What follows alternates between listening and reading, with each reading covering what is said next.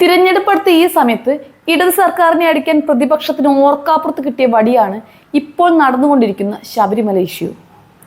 അതോടുകൂടി ഇതുവരെ ഉറങ്ങിക്കിടന്നിരുന്ന എല്ലാ നേതാക്കന്മാരും കൂടി കേരളം കത്തിക്കുന്ന കാഴ്ചയാണ് കുറച്ച് ദിവസങ്ങളായി നമ്മൾ കണ്ടുകൊണ്ടിരിക്കുന്നത്. ഈ ഒരൊറ്റ സംഭവത്തോടു കൂടി ഭരണം തങ്ങളുടെ കൈകളിലേക്ക് വന്നു ചേരുമെന്ന് നമ്മുടെ പ്രതിപക്ഷ നേതാവ് അടക്കമുള്ള ചിലരൊക്കെ കിനാവ് കണ്ടു തുടങ്ങി എന്നതിനുള്ള ഉത്തമ ഉദാഹരണമാണ് ഇന്നും സഭയിൽ നടന്ന വാക്പോരുകൾ. ഒന്നും രണ്ടും പറഞ്ഞു തുടങ്ങിയ തർക്കങ്ങളൊടുവിൽ സഭ പിരിച്ചു വിടും വരെ തുടർന്നു എന്നാണ് കേട്ടത്. എന്തായാലും വീണു കിട്ടിയ അവസരം കൂടുതൽ കളറാക്കാൻ തന്നെയാണ് നമ്മുടെ പ്രതിപക്ഷ നേതാവ് വി ഡി സതീശന്റെ പ്ലാൻ. നിയമസഭയിൽ മന്ത്രിമാരും ചില ഭരണപക്ഷ MLA-മാരും സഭ്യേതര പരാമർശങ്ങൾ നടത്തിയെന്നതാണ് അദ്ദേഹത്തിന്റെ പ്രധാന ആരോപണം. മാത്രമല്ല, ഈ പരാമർശങ്ങളെല്ലാം സ്പീക്കർ കേട്ടുകൊണ്ടിരുന്നെന്നും അദ്ദേഹം അതിന് കുടപിടിച്ചെന്നും വി ഡി സതീശൻ ആരോപിക്കുകയുണ്ടായി. സമാധാനപരമായി നടത്തിയ സമരം വാച്ചൻ വാർഡ് തടഞ്ഞു കുളമാക്കി പ്രശ്നമാക്കിയതാണത്രേ. അതിനുശേഷം മുഖ്യമന്ത്രി അടക്കം നടത്തിയ പരാമർശം സ്പീക്കർ ഒന്നും മിണ്ടാതെ കേട്ടു നിന്നു എന്നാണ് സതീശൻ പറയുന്നത്. അതെ സർ, ഞങ്ങൾ ചെറുതായിട്ട് വാച്ചൻ വാർഡിനെ പിടിച്ചു തള്ളി. അതോടുകൂടി അദ്ദേഹം ഞങ്ങളെ തടഞ്ഞു വെച്ചു.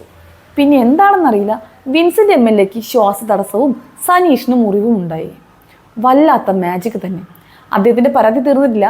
PP ചിത്തരഞ്ജൻ MLA ഭിന്നശേഷിക്കാരെ അപമാനിച്ചതാണ് ഒന്ന്. മറ്റൊന്നുള്ളത് മന്ത്രി ഗണേഷ് കുമാർ കിട്ടിയ അവസരം മുതലാക്കി അദ്ദേഹത്തിന്റെ വ്യക്തിവിരോധം തീർത്തതാണ്. KSRTC-യിലെ INTUC പ്രസിഡന്റ് കൂടിയായ M. വിൻസെന്റിനെ കുറിച്ച് വളരെ തെറ്റായ പരാമർശമാണ് അദ്ദേഹം നടത്തിയത്. ഇതെല്ലാം സ്പീക്കർ കേട്ടുകൊണ്ടേയിരുന്നു. ഇതൊക്കെ നടക്കുമ്പോൾ നിങ്ങൾ എന്ത് ചെയ്തു? ഞങ്ങളൊന്നും ചെയ്തില്ല. ഞങ്ങൾ വളരെ സമാധാനപരമായ രീതിയിൽ പ്രതിഷേധം നടത്തി. നിയമസഭ ആവുമ്പോൾ ഇതൊക്കെ സർവ്വസാധാരണമല്ലേ? ഇവന്മാരൊക്കെ പുതിയ ആൾക്കാരായോണ്ട് അറിയാത്തതാണ്. അവർ വന്നു തടഞ്ഞു വെച്ചു. ഞങ്ങൾക്ക് മുറിവുണ്ടായി, ഞങ്ങൾക്ക് ശ്വാസതടസ്സമുണ്ടായി. സിമ്പിൾ.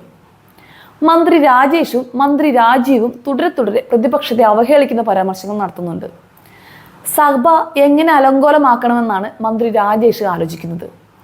ഇന്നലെ ചൊറിഞ്ഞത് മുഖ്യമന്ത്രിയാണെങ്കിൽ ഇന്നത്തെ ഊഴം മറ്റു മന്ത്രിമാരുടേതായിരുന്നു. പക്ഷെ ഇതുകൊണ്ടൊന്നും ഞങ്ങളെ തോൽപ്പിക്കാൻ പറ്റില്ല. സഭ വിട്ടിറങ്ങിയ ഉടൻ തന്നെ ഇങ്ങനെ ആഞ്ഞു പ്രതികരിച്ചിട്ടാണ് പ്രതിപക്ഷ നേതാവ് വീട്ടിൽ പോയത്. എന്തായാലും ശബരിമല സ്വർണ്ണപ്പാളി വിഷയത്തിൽ ദേവസ്വം മന്ത്രിയുടെ രാജി ആവശ്യപ്പെട്ടുകൊണ്ടുള്ള പ്രതിഷേധങ്ങൾ ഇനിയും തുടരാൻ തന്നെയാണ് അദ്ദേഹത്തിന്റെ തീരുമാനം.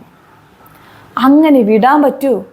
അയ്യപ്പന്റെ ദ്വാരപാലക വിഗ്രഹം വിറ്റത് ഏത് കോടീശ്വരനാണെന്ന് ചോദിച്ച ഉടനെ തന്നെ ഇനി ഇവിടെ നിൽക്കണ്ട, നിങ്ങളെല്ലാം കൂടി വനവാസത്തിന് പോയിക്കോ എന്നാണത്രേ കടകംപള്ളി സുരേന്ദ്രൻ പറഞ്ഞത്. ശബരിമലയിലെ വാതിൽ കൊണ്ടുപോയി, കട്ടിള കൊണ്ടുപോയി, ദ്വാരപാലക ശില്പം കൊണ്ടുപോയി. ഇതെന്തൊരു കൊണ്ടുപോക്കാണ്? ഒരു മയമൊക്കെ വേണ്ടേ ഞങ്ങളെപ്പോലെ എന്നാണ് വി ഡി സതീശൻ ചോദിക്കുന്നത്. എന്തായാലും പാലം കുലുങ്ങിയാലും കേളം കുരുങ്ങൂല എന്ന നിലയ്ക്ക് തന്നെയാണ് ഇത്രയൊക്കെ ആയിട്ടും ഇടതു സർക്കാരിന്റെ നയം എന്നതാണ് ഏറ്റവും അതിശയകരമായ വസ്തുത. ഈ തൊലിക്കെട്ടി ഗുണത്തിനോ ദോഷത്തിനോ എന്നത് അടുത്ത ഇലക്ഷൻ പറയുമെന്ന കാര്യം മാത്രം തീർച്ചയാണ്.